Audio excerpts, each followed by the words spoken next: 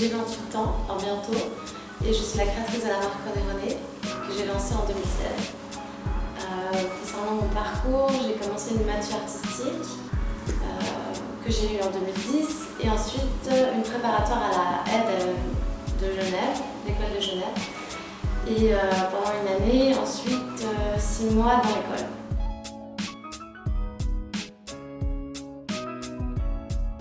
Donc depuis à la fin de l'école, de la aide, donc j'ai arrêté, je me suis rendu compte que c'était pas pour moi, cette école. J'ai eu une période de réflexion de ce que je voulais faire, de rechercher un peu mes valeurs, mes envies. Et à ce moment-là, en fait, j'ai pas cherché longtemps, c'était assez évident en fait, parce que j'ai toujours aimé le sac et puis du coup j'ai voulu me lancer dans un métier de créateur en fait, parce que justement j'ai toujours aimé l'artisanat et en plus le local, donc je me suis lancée dans un CFC de maroquinerie. J'ai fait 6 mois de stage et ensuite j'ai fait 3 ans de CFC. Et ensuite j'ai fait quelques stages. J'ai essayé de trouver des stages. J'ai eu un stage en Bourgogne, un stage dans une boîte de galerie. Et puis, vu que le milieu était assez saturé, donc j'ai décidé de me lancer. J'ai trouvé une arcade et puis j'ai lancé la marque directement. Donc mes passions en général, la création, l'art, les expos, le cinéma, la danse. J'aime aussi aller manger au resto, boire des verres d'amis, profiter de la vie, rencontrer des gens. Et surtout, vraiment les rencontres. Ça, c'est une de mes passions premières.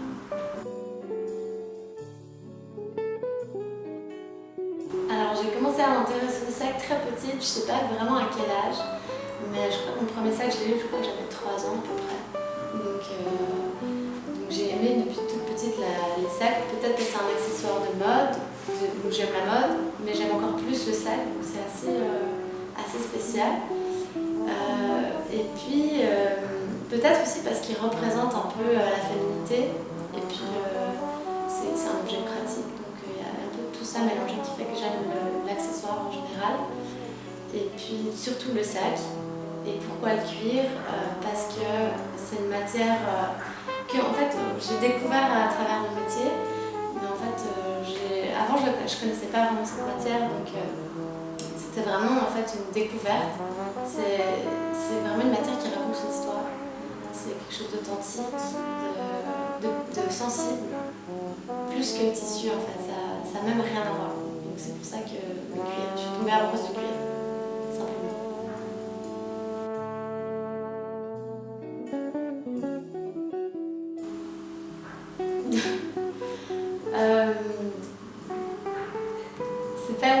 C'est pas une question facile parce qu'on doit avoir du recul sur soi-même, mais je dirais qu'effectivement ça change. Peut-être que je me sens plus libre, plus épanouie et puis plus accomplie, même si je n'ai pas terminé ou j'en suis qu'au début en tout cas. Du coup, ouais, peut-être ça et puis c'est tout. Pour l'instant, j'ai l'impression d'être la même personne, mais en tout cas toujours très curieuse et c'est ce qui fait que j'avance.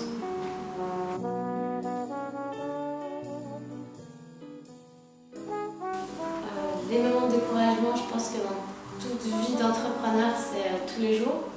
Enfin, pas tous les jours, mais un jour sur deux, surtout chez les femmes, j'ai l'impression, en tout cas chez moi. Donc oui, il y a des hauts et des bas, comme dans tous les métiers, mais c'est vrai qu'il y a beaucoup de remises en question, il y a des coups durs. Après, pour les surmonter, je pense qu'il faut bien s'entourer, en tout cas, des amis, de la famille qui comprend déjà ce qu'on vit. Et puis peut-être rencontrer aussi d'autres gens qui partagent les mêmes problèmes ou les mêmes passions. Et puis peut-être toujours avoir... En fait, moi, ce qui m'aide à les surmonter, c'est vraiment d'avoir envie de voir la suite, justement cette curiosité, et puis de se pousser à aller de l'avant et de se motiver, et surtout avoir confiance peut-être en soi, ce qui n'est pas facile.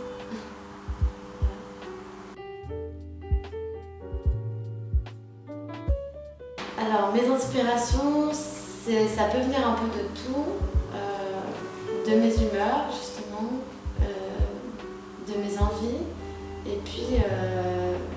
surtout, ça provient pas mal d'attitudes et de mélange de styles. Donc peut-être même des fois juste une attitude, un mouvement. Donc après, ça dépend aussi, je m'inspire de beaucoup de choses différentes. Ça peut changer, vraiment varier selon les périodes, donc c'est pas facile à expliquer. Et puis ma ligne de conduite, je dirais toujours faire ce que j'aime et ajouter une touche de ce qui me représente à l'intérieur de chaque sac. Peut-être c'est ça, mais voilà, évoluer, changer, et je pense que c'est indispensable dans la vie de la création.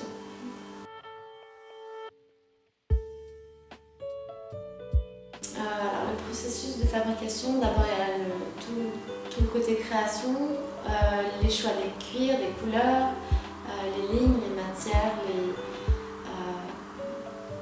les volumes. D'abord il y a la création de gabarits, de patrons, donc qui sont en carton.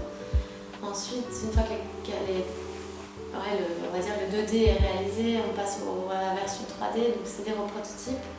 Donc soit un modèle en toile ou un modèle en carton, des fois monté, ça suffit. Et puis après, il y a la découpe du cuir. Ensuite, il y a le processus de parage, ça s'appelle. C'est pour affiner le cuir, pour pouvoir le manipuler ensuite. Après, il y a tout le processus de rembordage, ça s'appelle. C'est pour plier le cuir et faire une belle finition, donc ça se fait assez à l'avance. Ensuite, il y a l'assemblage, la couture, et à la fin, le montage et l'assemblage final, et puis les finitions, qui sont assez importantes aussi dans le processus de fabrication, parce que c'est ce qui va faire que le sac, à la fin, il est sans taches, sans colle, sans fil qui dépasse, etc.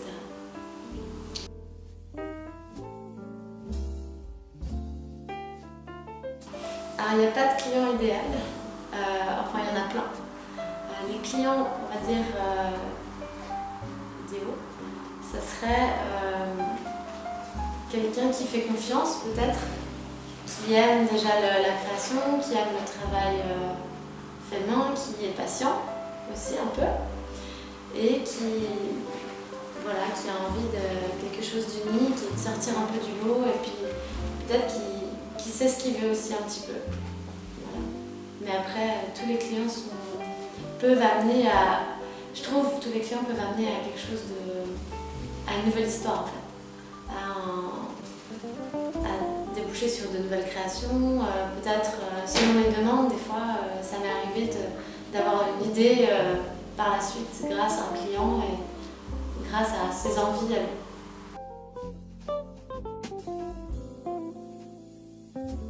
Alors là, actuellement, je suis toute seule depuis le début, mais c'est pas vrai, je suis pas vraiment toute seule. J'ai une stagiaire en marketing que j'ai eue pendant 6 mois, et là une autre qui fait 6 mois de stage. Donc pour m'aider pour les réseaux sociaux, pour le côté newsletter, tout le côté marketing autour de la marque. Après, sinon pour tout le reste, c'est moi qui gère.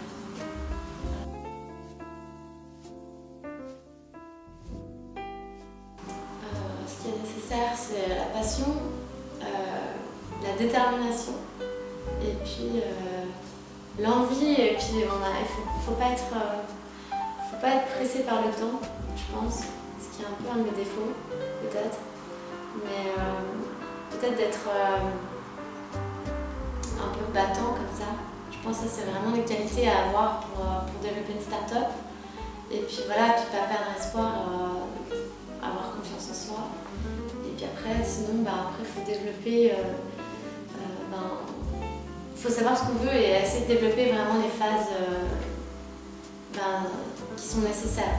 C'est-à-dire, moi, ça a été les machines, justement, qui étaient mon premier investissement, les cuirs, la matière première. Après, ça va aller le showroom, la déco, c'est vraiment après tout ça qui est un investissement. Mais le premier, je dirais, en tout cas pour moi, ça a été l'outillage.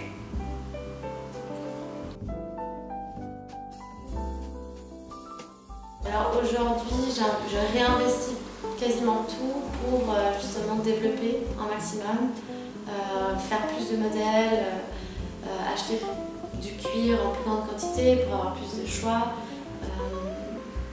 avoir un meilleur outillage, un meilleur matériel, parce que c'est vrai que ça se fait pas sur 2 ans, c'est trop peu.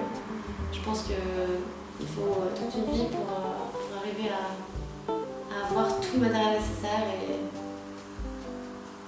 pour développer après au mieux toutes les créations et le sur-mesure aussi, évidemment.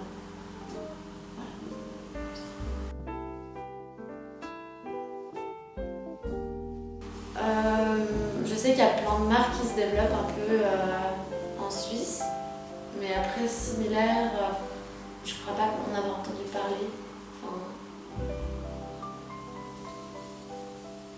Après il y a la formation, où je me suis formée, mais voilà, après j'essaie de développer d'autres services qui me ressemblent plus.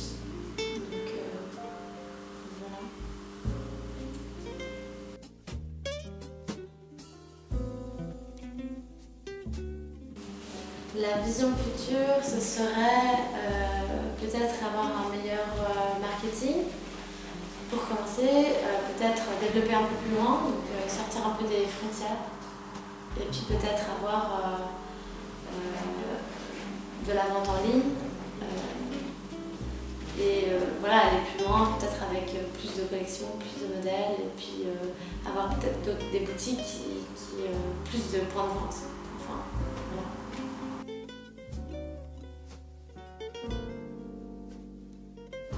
Une journée de travail type, il n'y en a pas. Donc il y a vraiment tous les jours ça ne ressemble pas.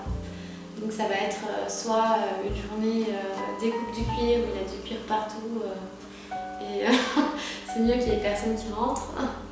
Ou ça va être une journée visite du showroom avec des clients ou bien une visite sur mesure de création avec des clients ou bien en fabrication, c'est-à-dire des pièces un peu partout, de la colle, l'atelier qui sent un peu la colle.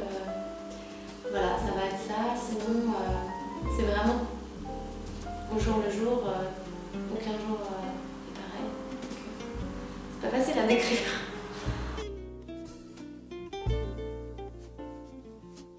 Alors l'importance, c'est vraiment dans les matériaux en tout cas, c'est très important pour moi de choisir des matériaux qui proviennent d'Europe, qui soient le plus local possible pour aller avec la fabrication.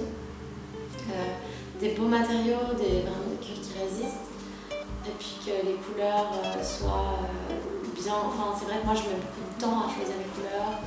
Je suis quelqu'un de très perfectionniste, donc les détails c'est très important pour moi. Donc jusqu'à la couture et justement en finition, c'est vraiment important. Et après justement c'est un bon choix de fournisseur et puis du travail minutieux, je dirais, pour arriver à une belle qualité de produit. Et puis ce qui est important aussi pour moi, c'est vraiment d'avoir un côté éthique. En étant une toute petite production locale, de pouvoir amener un maximum de matériaux, soit suisses, soit européens, comme les fermetures de glace qui sont suisses, les cuirs qui sont italiens, espagnols, allemands. Donc vraiment de rester au plus proche. Après, mon influence stylistique, ce serait, comme c'est très difficile à expliquer, je dirais un mélange de plein de styles, plusieurs influences stylistiques, pour avoir une attitude un peu mélangée. Donc, pas vraiment une attitude, pas vraiment de stylistique, quoi, du coup.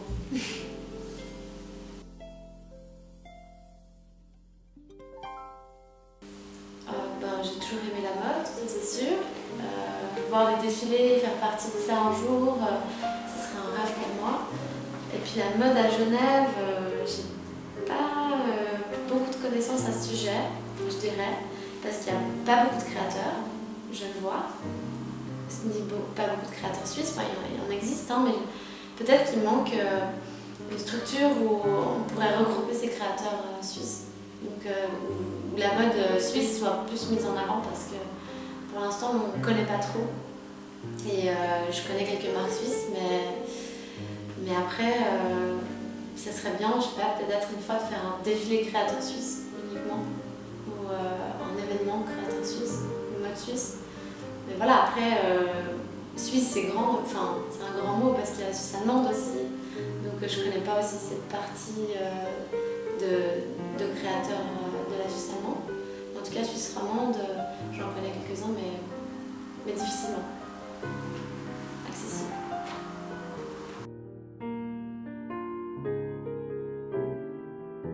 Ben, je pense que j'ai déjà plus ou moins répondu à la question.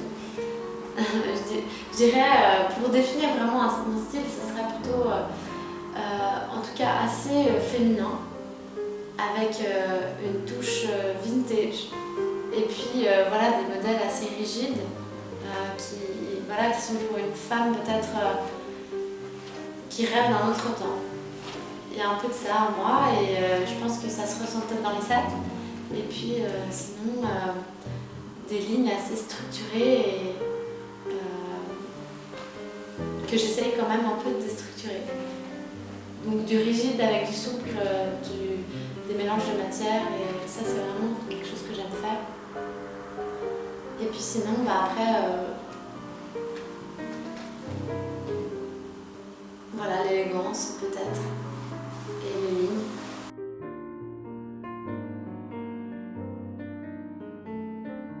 Moi je pense que le cuir a une âme.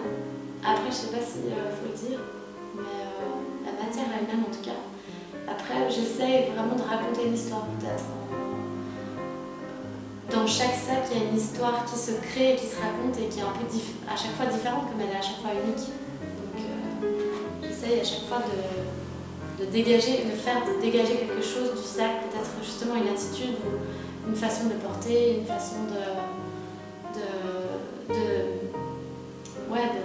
se mettre en avant, de le mettre en avant.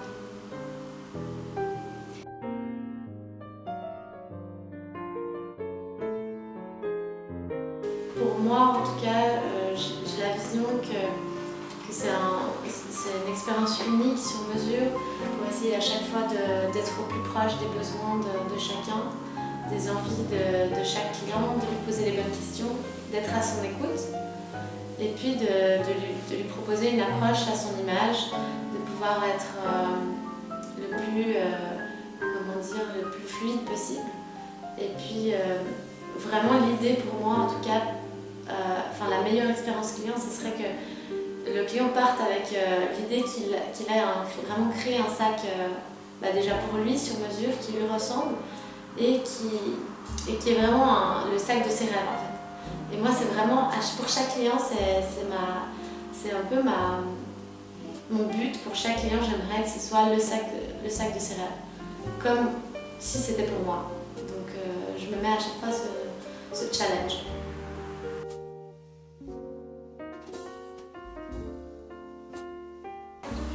Je sais pas si on peut parler vraiment de carrière, parce que ça fait que 2 ans, mais je dirais que peut-être ma première exposition. C'est vraiment un regard sur ce que j'ai fait, et à chaque exposition ça me fait peut-être la même chose, ou à chaque événement. C'est un peu une pression, un stress de se dire est-ce que les gens vont aimer, est-ce que ça va plaire, est-ce que ça va pas plaire. Et ça c'est assez intense comme sentiment, et comme